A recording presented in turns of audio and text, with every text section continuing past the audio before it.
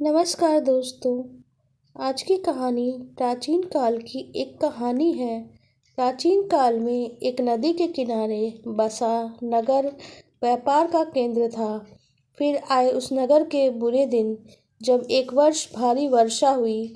नदी ने अपना रास्ता बदल लिया, लोगों को पीने का पानी न रहा और देखते ही देखते नगर वीरान हो गया।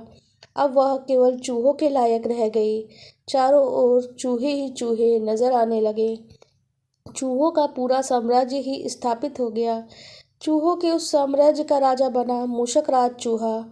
चूहों का भाग्य देखो, उनके बसने के बाद नगर के बाहर जमीन से एक पानी का स्रोत फूट पड़ा।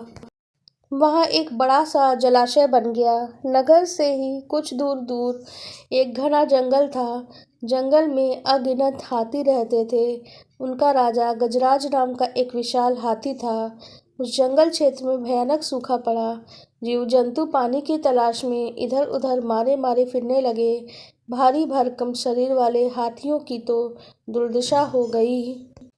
हाथियों के बच्चे प्यास से व्याकुल होकर चिल्लाने लगे, दम तोड़ने लगे।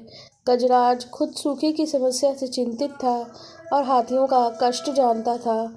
एक दिन गजराज के मित्र चील ने आके खबर दी कि खंडहर बने नगर के दूसरी ओर एक जलाशय है। गजराज ने सबको उस जलाशय की ओर चलने का आदेश दिया।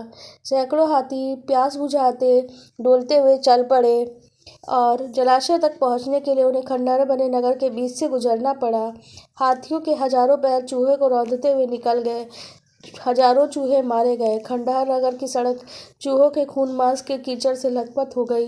मुसीबत यहीं खत्म नहीं हुई। हाथियों का दल फिर उसी रास्ते से लौटा और हाथी रोज उस मार्ग से पानी पीने जाने लग गए। काफी सोचने विचारने के बाद मूषक राज के मंत्रियों ने कहा, महाराज, आपको जाके गजराज से बात करनी चाहिए, वह दयालु हाथी है। मूषक राज हाथियों के वन में गया। एक बड़े पेड़ के नीचे गजराज खड़ा था। मूषक राज उनके सामने बड़े पत्थर के ऊपर चढ़ा और गजराज को नमस्कार करके बोला। गजराज को मूषक राज का नमस्कार है। हे महान हाथी, मैं आपसे एक निवेदन करना चाहता हूँ। आवाज़ गजराज के कानों तक नहीं जा रही थी। दयालु गजराज उसकी बात सुनने के लिए नीचे बैठ गया और अपना कान पत्थर पर चढ़े मूषक राज के निकट ले जाकर बोला, नन्हे मियाँ, आप कुछ कह रहे थे, कृपया फिर से कहिए। मूषक राज बोला, हे गजराज, मुझे चूहा कहते हैं। हम बड़ी संख्या में खंडहर बनी नगरी में रहते हैं। मैं उनका मूषक राज हूँ। आपके हाथी रोज जलाशय तक न जाने के लिए नगरी के बीच से गुजरते हैं। हर बार उनके पैरों के तले कुचल कर हजारों चूहे मरते हैं। यह मूषक संहार बंद न हुआ तो हम नष्ट हो जाएंगे। गजराज दुख भरे स्वर में बोला, मूषक राज, आपकी बात सुन मुझे बहुत शौक हुआ। हमें ज्ञान नहीं था, हम इतना अनर्थ कर रहे हैं। हम नया रास्ता ढूंढ लेंगे।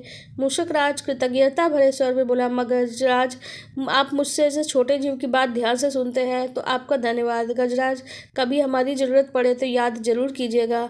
गजराज ने सोचा, यह नन्हा जीव हमारे किस काम आएगा, सो उसने केवल मूषक राज को मुस्कुरा के विदा कर दिया। कुछ दिनों के बाद पड़ोसी देश के राजा ने सेना को मजबूत बनाने के लिए उसमें हाथियों को शामिल करने का निर्णय लिया। राजा के लोग हाथी पकड़ने गए। जंगल में चुपचाप कई आकार के जाल बिछा के चले जाते हैं। सैकड़ों हाथी पकड़ लिए गए। एक रात हाथियों के पकड़े जाने से चिंतित गजराज जंगल में घूम रहे थे कि उनका पैर सूखी पत्तियों के नीचे छल से दबकर रखे गए रस्सी के फंदे में फट जाता है।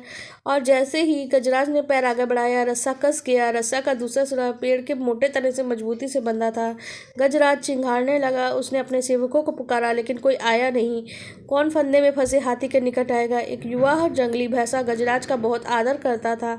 जब वो भैंसा छोटा था तो एक बार गड्ढे में जा गिरा था। उसकी चिल्लाहट सुन के गजराज ने उसकी जान बचाई थी। चिंगार सुन के वह दौड़ा और फंदे में फंसे गजराज के पास पहुंचा। गजराज की हालत देख के उसे बहुत जोर धक्का लगा। वह चीखा, यह कैसा अन्याय है गजराज, क्या बताएं, क्या करूं मैं। आपको छुड़ाने के लिए मैं अपनी जान भी दे सकता हूं। गजराज बोले, बेटा, तुम बस दौड़ के खंडहर नगरी जाओ और चूहों के राजा मूषक राज को सारा हाल कह बनाता। उसने कहना, मेरी सारी आस टूट चुकी है। भैंसा अपनी पूरी शक्ति से दौड़ा, मूषक राज के पास गया और सारी बात बताई। मूषक राज तुरंत अपने 20-20 सैनिकों के साथ भैंसे की पीठ पर बैठा और शीघ्र ही गजराज के पास पहुंचा। भैंसे की पीठ से कूद के वो रस्सी के फंदे को उतार दिए। उन लोगों ने कुछ ही देर में फंदे की रस्सी फट गई और गजराज आजाद हो गए। हमें इस कहानी से सीख मिलती है। आपसी सद्भाव और प्रेम सदा एक दूसरे के कष्टों को हर लेते हैं। और आपको हमारी कहानी कैसी लगी कमेंट सेक्शन में ज़रूर बताइएगा।